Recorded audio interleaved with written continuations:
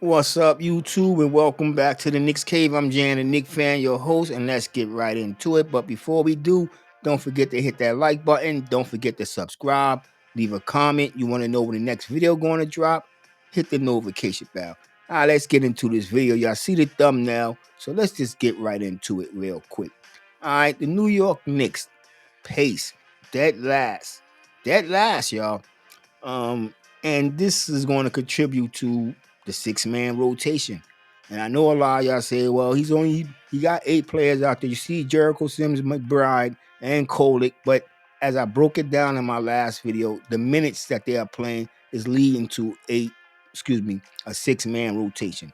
Now, ever since he came to coach the New York Knicks, the Knicks have been dead last, or maybe fifth or second in pace. I'm not going to take nothing away from him because we have been successful under Tom Thibodeau. Not all because of Tom Thibodeau. You have to give Leon Rose some credit for going out and acquiring the players that he acquired. But under Tom Thibodeau, I'm not going to say it's been a disaster, but what can I say? I don't think Tom Thibodeau is a championship coach. I'm just going to lay it on the line just like that. I don't. I don't think he's going to get us to the promised land. I believe he might get us to the playoffs. He might get us to the Eastern Conference Finals. The Eastern Conference Finals. But I don't think he's going to get us to he's going to get us a championship. And the reason being is because he's playing a six-man rotation. You cannot sustain a winning formula with playing 6 men, just 6 men. You can't, because fatigue will start kicking in. 4 factors will take a most. It will be 4 factors with that game, but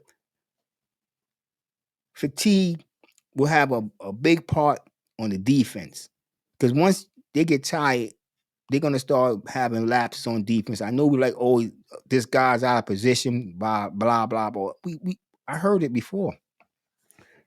And at the end of the video, I'm gonna get into a quick session that, a couple of guys dropped a small stat about Towns, Carl Anthony Towns, Big Bodega, whatever y'all want to call him. I like Cat, and be real. I like Cat. I'm gonna drop a little 2-minute extra, so stay with me for that little 2 minutes extra. But let's get back into this video. Because you look at the stats against Indiana, the Knicks wasn't that bad. We shot the ball better than them from the field. 3-point, 28%. In my opinion, the Knicks is not a strong 3-point and shooting team. And the reason being because we're playing a 6-man rotation. You know what I'm saying? The guys is coming up and they're fatigued, they're tired. You know what I'm saying? We all know as basketball players, if you play basketball, I'm not going to assume, but I don't play anymore. So I'm just talking about when I played when I was a younger guy. Uh, be on the court for like 2 or 3 hours, you know what I'm saying? Go out there on a Saturday, you win one game, you win the next game, you win 3 games, you win 4 games in a row, put it like that, right? You're tired. That 4th game, well, let me say you win 3 games because you ain't going to win that 4th game. Let's just be real. You're not going to win that 4th game because you're going to be tired. You know what I'm saying? And on the court, we're not subbing. You know what I'm saying? That's another reason. We're not subbing in the 5-man full court in the park. We're not subbing. When you have the players that you can sub, this is what you're supposed to do. As a coach, you're supposed to make substitutions. He's not subbing. You know what I'm saying? It's either McBride coming in for Brunson or McBride coming in for whomever. Then you have Anunoby going to the bench for McBride Bridges. It's like he's alternating Anunoby and Bridges for one another. He brings in Sims in for Carl Anthony Towns, but not for long. You know what I'm saying? Not for long. The minutes is hurting the players. And if you look around the league, injuries are starting to catch up with a few players. And you got to think about it. It's not even due to, most of these injuries not even due to fatigueness. But if Thibs keep playing the way he's playing these guys, that's most of our injuries going to come from fatigue. You know what I'm saying? When you play a tight rotation like he's been playing, Thibs, players fatigue, especially in crucial moments down the line. And this is why we're losing the game. Second, the defensive pressure. When you play in 6-man rotation, the other team can start stacking players on you. Even if the guy that the coach about to bring out is not going to be an offensive threat, he's another body with energy that he can put against that guy, get up and down the court. Once again, fatigue, pressure. When the pressure start, when the team see that, he's only playing 6 man, we can step up the defense, put that boy. The coach will tell his players, put pressure because it's going to make the players more fatigued. Everything's going to come down to fatigue. You know what I'm saying? Because once the coach realize what Thibs doing, and they're noticing this before the games, because they're looking at what we're looking at, and they're seeing that Thibs is playing a 6 man rotation. This to back up what I'm about to say. If we look at Jalen Brunson played 40 minutes last night, had a good game, 33 points. Towns 38. We got 63 points from our two superstars. Then you throw in Anunoby, that's 80. That's 88 points from 3 players in the starters. One would think, just look at the starter scored over 100 points. The starter scored over 100 points. One would believe that if your starters can score over 100 points, then your bench will do something positive where they can help, get the win, put on the points. Maybe if McBride would have scored 12, maybe 15 points, he'd have had that, the Knicks would have won that game. Being that we lost by 11 points. You know what I'm saying? After we blew that team out by 25 points. One of the Knicks' most impressive win this season. So, as I was saying, the fatigue take a big part in what the Knicks are going to do going on down the line. And Thibs going to definitely have to he have to look at what he's doing. One of my subscribers came out and called him stubborn, and he is, because if you look at what you're doing and you're getting the same result, we all know what that is. That's insanity. So I'm not gonna say stubborn, but I'm not gonna call him crazy. But what he's doing is crazy. You know what I'm saying? There's no way we can win. Let's say we're gonna have a back-to-back coming up. If we don't win that back-to-back and we go into the next game playing the same 6 man rotation, we're not gonna win that back-to-back. We don't win that first game in the back-to-back. We're not going to win that second game because, first of all, we already been playing the game. The players going to be playing about 40 minutes, and then have to come back and play another 40 minutes with intense defensive pressure on them, knowing that Thibs only going with a 6 man rotation. All you gotta do is up the tempo, and the Knicks is done. That's what you gotta do, is up the tempo. Now let's take a look at what the Indiana Pacers did. They played 10 players against the Knicks. 10 players against 6 players. Y'all can keep saying 8. For y'all, whoever want to come out and say the Knicks play 8 players, I just showed y'all the minutes that these players play. Excuse me, real quick. That the players played. McBride 29 minutes. You cannot count 9 minutes for Sims, because if you look at 9 minutes, you want to break them 9 minutes down to 4 quarters. That's less than 2 point something minutes that Thibs plays Sims per quarter. Now look at Kolek. 1 minute. What is that? Break that down. Break that down into 4 quarters. Like, come on. This cannot be a sustainable team if he keep playing these guys or overplaying these guys. And then, not to mention, he's not giving the other guys no type of experience in crucial moments, so that if one of these guys go down later on down the line in the season and we have to bring one of these guys off the bench, it's going to be like preseason for them. First thing I'm gonna be worrying about, if I make a mistake, I'm getting yanked. If I make that mistake, I'm getting yanked. So, like I said, I don't consider Thibs to be a championship caliber team coach, excuse me, but I do consider him. He's a mediocre. I'm not even saying he's a slightly above mediocre. He can get you to the playoffs. He might get you out of the first round. He can get you to the second round.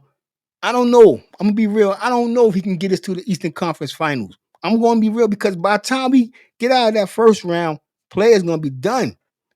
Then we're gonna be struggling in the second round. So we've done it. We are over. There's no way we coming out victorious. And that's what happened against Indiana Pacers last year. You know what I'm saying? You could call injuries or whatever, but we still had other guys on the bench. Now, if them other bodies was out there, we took off pressure, defensive pressure, whatever type of pressure that it put on Jalen Brunson and the rest of the guys, it would have took that pressure off. You know what I'm saying? Because you wouldn't be as tired. You wouldn't have been as tired. Now, there's something I said I wanted to talk about, and we're going to talk about that for a second, then I'm going to get out of here. You know what I'm saying? And this is Karl-Anthony Towns this season. Ooh. As a contesting defender on shots in the restricted area. This is a devastating stat. Karl-Anthony Towns is allowing 91.4% shooting. I want to repeat that. 91.4%. That's gotten worse shooting. since Friday. You came on NBA Today Correct. on Friday. It's gotten worse because I believe every single basket that's happened since then has been every shot has been a bucket since then. Players are shooting 32 for 35 against Karl Towns in the restricted area this season. Obviously, the worst defensive percentage of any player who's guarded at least 30 shots at the rim, courtesy of Stats Williams. There are 57 guys who have defended at least 30 shots. Who do you guys think are the second and third worst guys past Karl Towns? At the rim? At the rim. How many guys? There's 57. It's that kind of player for both of them. By the way, TJ McConnell is like leading the league in field goal percentage. Not TJ McConnell. I was honoring TJ. Josh Giddey. Josh Giddey is giving up 29 for 34 shooting. He's second. Oh, no. And third is Cam Thomas, who's given up 23 for 30. All right, y'all. I just wanted to play that. And before I break out, let y'all, hit me in the comments. I want to hear your comments and your opinion. I wanted to hear what y'all have to think about that. Do y'all think fatigue have anything to do with Towns being not a threat in the paint defensively? Or is this is who he is as a player? Well, I have a remedy to that notion. I said it in a couple of videos back. I said I would like to see, even if you're going to start Jericho Sims alongside Karl Anthony Towns, I don't want Karl Anthony Towns have to worry about getting rebounds and blocking shots. Lately, we have been seeing him in foul trouble, and then if he have to play as many minutes that he's playing, it's going to take a toll down the line in the game. I would like to see Hooker Party out there or Sims a big playing that center and putting Towns in that power forward position. And that probably will move Josh Hart to the bench, which I'm not mad at all. I think that would be best for the bench because as we've been seeing, Josh Hart has been scoring. So we know that's at least 14 to 12. Put like this 12 to 16 points coming off the bench automatically from Josh Hart. And being that the other stars won't be on the floor at him at the same time, he will have more opportunities. So that just might be 20 points that we can get out of Josh Hart.